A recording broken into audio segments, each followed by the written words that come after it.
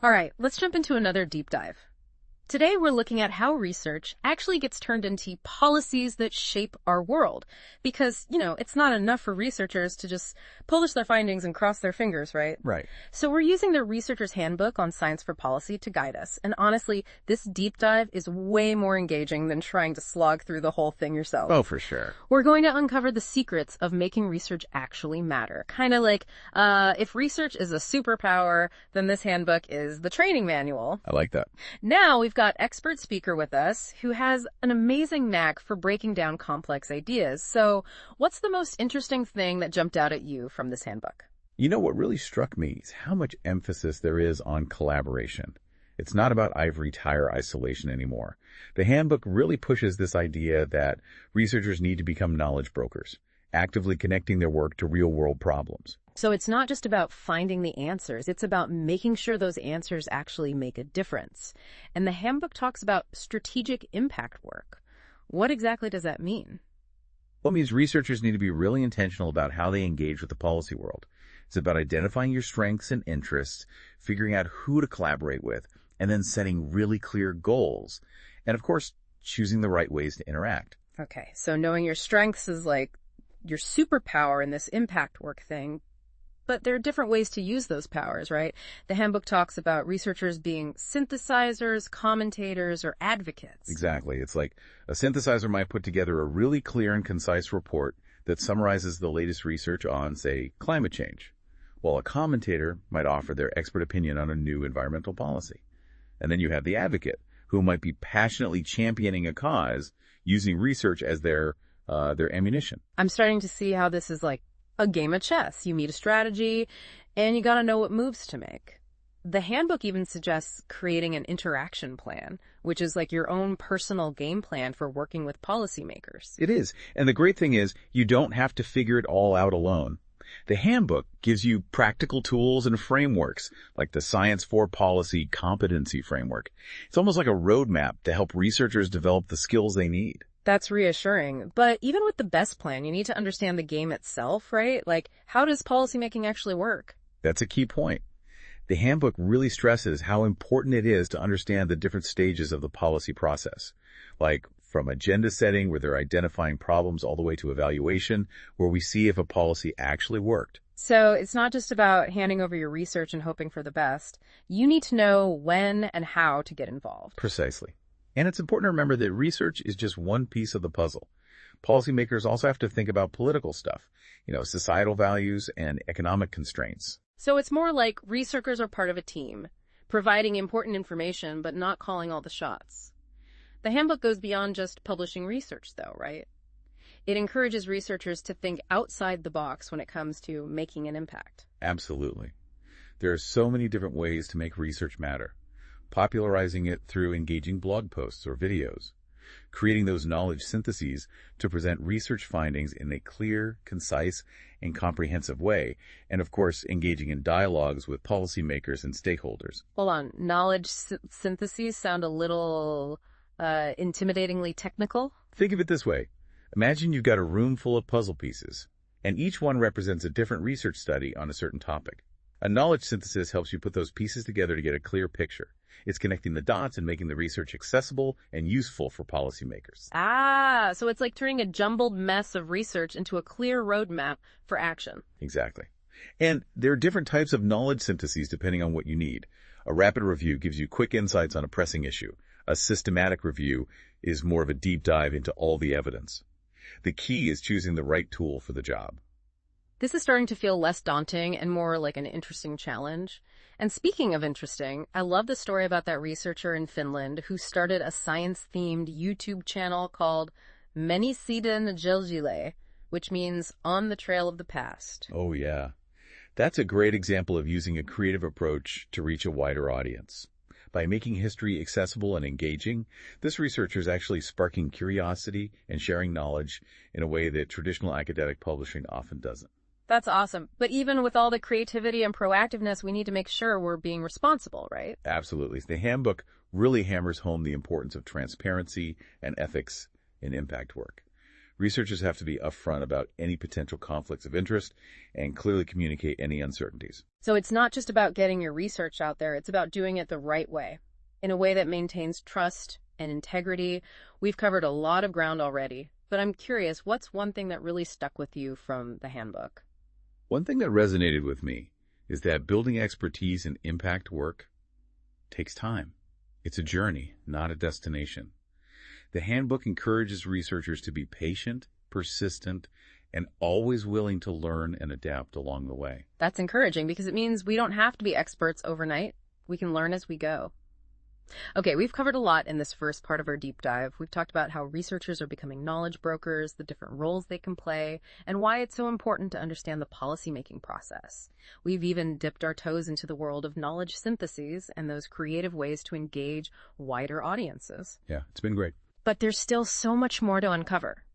In the next part of our deep dive, we're going to actually explore the specific stages of the policymaking process, and we'll delve deeper into how researchers can effectively engage at each stage.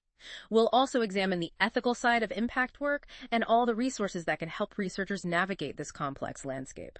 So make sure to join us for part 2, where we continue our journey into the world of research impact. Looking forward to it. So welcome back. Now that we kind of have the big picture, let's zoom in on the actual policy-making process. The handbook gives us a really useful framework for navigating this sometimes confusing world. It can definitely feel like a maze. Like, where do you even begin if you want your research to make a real impact? Right. Well, the handbook breaks down the policy process into clear stages. And it's interesting because research is actually most influential at certain points in this cycle. So it's not just about having great research, it's also about timing. What are some of those key stages? Well, the early stages are super critical. Think about agenda setting. When policymakers are trying to figure out what problems need attention, that's a prime opportunity for researchers to step in, highlight issues, offer insights, and really shape the direction of those policy discussions. So researchers can actually help put important issues on the radar, so to speak. What would that look like in practice? Well, it could be anything from writing those opinion pieces for newspapers to engaging with journalists, attending conferences where policymakers are present, or even, connecting directly with policymakers who work in your area of expertise. So it's about being proactive and getting your research in front of the right people at the right time. I can see how understanding the policy landscape is pretty essential for this. Oh, absolutely. And the handbook really stresses this, the importance of understanding the different types of knowledge that policymakers actually use.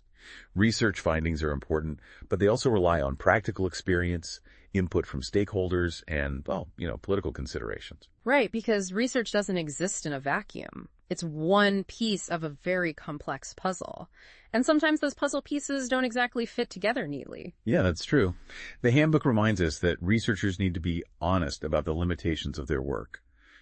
Acknowledge areas where there's uncertainty or maybe different interpretations. It's about being honest, building trust with policymakers, and the handbook goes on to talk about the different roles that researchers can play throughout the entire policy process, right? Yes. So during the planning and drafting of policies, researchers might get invited to join expert panels or, those working groups. And they can offer specific insights, really using their expertise to help shape those nitty-gritty details of the policies. Kind of like being a specialist consultant. Exactly. And again, the handbook emphasizes how important it is to communicate clearly about the quality of the knowledge you're sharing.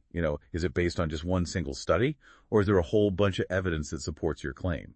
Policymakers need to know that. So it's not just about presenting your findings, it's about presenting them responsibly. And what about after a policy is implemented, put into action? What then? That's where the monitoring and evaluation come in. And guess what? Researchers can play a role here too. They can help figure out the impact of a policy, what's working and what's not. And then they can offer recommendations for improvement, evidence-based recommendations. So research doesn't just inform the creation of policies. It actually helps us make those policies better over time, like a continuous cycle. It is. It really is. The handbook is basically changing the way we think about research impact. It's not just about a single outcome or, specific moment in time. It's an ongoing process of engagement and collaboration. That reminds me of what you said earlier about impact work being a journey. The handbook might provide a roadmap, but we got to be ready for detours along the way. That's a great analogy. And the good news is the handbook offers some helpful tools to help us navigate those twists and turns. Okay, so let's talk about those tools. What are some specific things researchers can do to prepare for this journey? Well, the handbook introduces something called the Science for Policy Competency Framework. It's designed to help researchers figure out their strengths and also those areas where they might need to develop new skills. It covers everything from communication and networking to, understanding policy processes and engaging with stakeholders. So it's like a self-assessment to figure out where you stand and where you might need to level up. Yeah, exactly. And there are other resources too, like the ETH's Zurich workbooks. Those provide practical guidance on engaging in those science policy dialogues, with tips on how to plan effective meetings, how to facilitate those discussions, and how to build those relationships with policymakers. Those sound super helpful for researchers who are eager to make a difference but maybe don't know where to start. But all these tools and strategies can't guarantee success, right? There's still that human element. Oh, of course. And the handbook acknowledges that. Building relationships is super important. It's about connecting with policymakers on a human level, understanding their perspectives and priorities, and, finding that common ground. So it's not just about data, it's also about empathy and understanding. Researchers have to be good communicators, but also good listeners. Well said. And remember, building trust takes time. It's about being consistent, reliable, and transparent when you're interacting with policymakers. And that's where all those ethical considerations we talked about before come into play. Being upfront about any potential conflicts of interest, being clear about uncertainties, all that contributes to building trust and credibility. It definitely does. And the handbook also highlights the importance of respecting different perspectives. Policymakers are juggling a lot of different things, and researchers need to understand that complexity. This is sounding more and more like a delicate dance, balancing the scientific stuff with political savvy. It's a lot to ask. It is. But the potential rewards are huge. Just imagine a world where evidence consistently informs the decisions that shape our lives, where policies are based on the best available knowledge, and where research truly makes a difference. Now that's a vision worth fighting for. And it sounds like the Researcher's Handbook on Science for Policy is giving researchers the tools and the inspiration they need to make that vision a reality. We've covered a lot of ground in this part of our deep dive. We've explored those stages of policymaking. We've talked about the importance of understanding the policy landscape and, of course, the ethical side of this work. It's been a really good discussion. We've also looked at some really practical resources that can help researchers develop the skills and the confidence to engage effectively with policymakers. But our exploration isn't over just yet. In the final part of our deep dive, we're going to step back and look at the bigger picture. We'll think about the different types of impact research can have, how we can actually measure those impacts, and how researchers can stay motivated and resilient, even when things get tough. So join us for part 3, where we'll wrap up our journey into this world of research impact. All right, welcome back to the final part of our deep dive. We've talked about the strategies, the tools, the ethical considerations, but now I'm kind of curious, what does impact really mean in this context? Is it always about, changing specific policies? That's a great question. And the handbook actually points out that impact can take a lot of different forms. Sometimes, it's about directly influencing a policy decision, but it can be a lot more subtle than that. So what are some other ways research can have an impact then? Well, research can shift perspectives, right? It can raise awareness of those really critical issues, or even spark new ideas, new innovations. It can even change the way people think about a problem or the solutions they consider. So even if a research paper doesn't directly lead to, say, a new law, it can still have a ripple effect, change how we approach things. Absolutely. And those ripples can spread pretty far.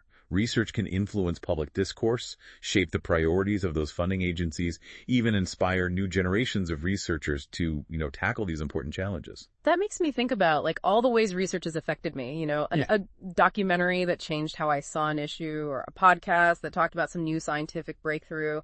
Those things might not seem directly related to policy, but they shape how I view the world. They affect the choices I make. That's a perfect example. Impact is often about influencing how people think and feel, not just laws and regulations. And sometimes, those changes in thinking can lead to bigger policy changes down the line. So it's a long game, basically. But how can researchers actually know if they're making a difference? Is there a way to measure that impact? Measuring impact. That's a tricky one. The handbook acknowledges that those traditional ways of measuring, like publication counts or citations, They don't always give you the full picture. Right, because sometimes an article might get tons of attention in the academic world, but not really make a difference outside of that. Exactly. That's why the handbook encourages researchers to consider like a wider range of indicators, media mentions, invitations to speak at events, or even just anecdotal evidence of how their research is being used by practitioners. So it's about looking for signs that your work is actually reaching beyond that academic bubble. Precisely. And it's important to remember that impact often takes time. Don't get discouraged if you don't see results immediately. Sometimes it takes years for those seeds you plant to actually bear fruit. It's about staying patient, staying persistent, which I imagine can be tough, especially if you're hitting roadblocks. How can researchers stay motivated when things get rough? The handbook offers some good advice on that. It really stresses how important it is to build a strong support network. Connecting with other researchers who are doing this work, celebrating those small wins along the way. Sounds like it takes a village to make research really matter. It does. And remember, this impact work isn't just about individual researchers.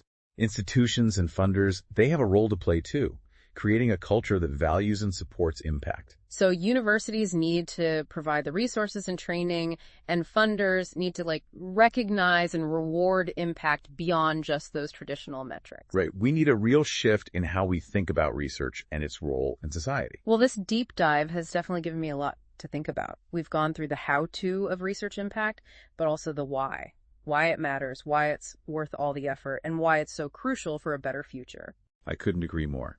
I hope everyone listening is walking away with a better sense of just how powerful research can be, a better understanding of the tools and strategies they can use, and most of all, the inspiration to go out there and make their own impact.